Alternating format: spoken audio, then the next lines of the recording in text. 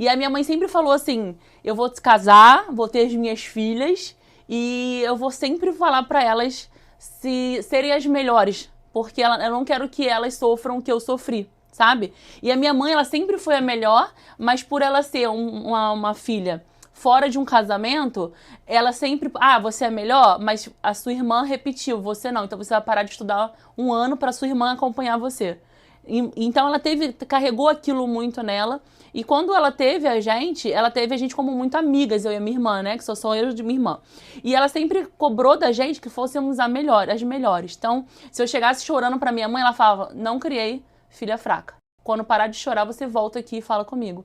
Então eu fui domesticada, né, que eu falo. E eu sempre vi aquilo e sempre falei, eu quero ser melhor. Então se meus pais me deram isso aqui, eu tenho que ir pra cima. Eu nunca passei fome, não teve aquela história que a gente fala, né, que é a história triste, que é a história do herói. Nunca tive. Mas eu sempre tive a visão de que existe um mundo muito maior. Eu vim de um bairro que Santa Cruz, que é um bairro mal visto, um bairro mais humilde. Mas eu sempre estudei escola particular, nunca dei de ônibus na minha vida, meus pais sempre me levaram de carro, eu e a minha irmã, mas nem por isso eu fui uma filha fraca, nem eu nem a minha irmã.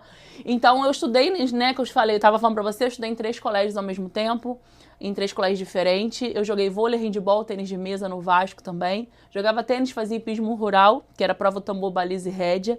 Então eu sempre fiz natação desde os 3 anos. Então o esporte também traz pra gente essa finalidade, né? De você obedecer, de você ter regras. E a minha mãe também era a mesma coisa. Eu sempre tive que ler muito. E a minha mãe falava, você não precisa passar nos 3 colégios. Passa apenas em um, que é o principal.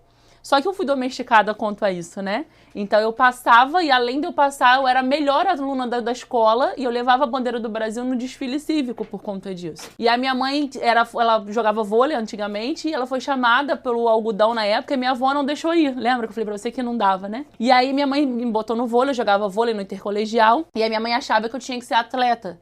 Só que eu via que aquilo ali não dava tanto dinheiro. Porque a gente olha e vê um atleta hoje do vôlei, em 1 milhão, e mesmo assim não é igual um jogador de futebol. E eu sempre tive uma visão muito clara que eu gostava de dinheiro, eu gosto de dinheiro e eu queria dinheiro, mas sempre sendo da Assembleia de Deus, eu nunca queria me corromper a nada. Então eu sempre tive aquele foco, e aquele foco me leva até hoje.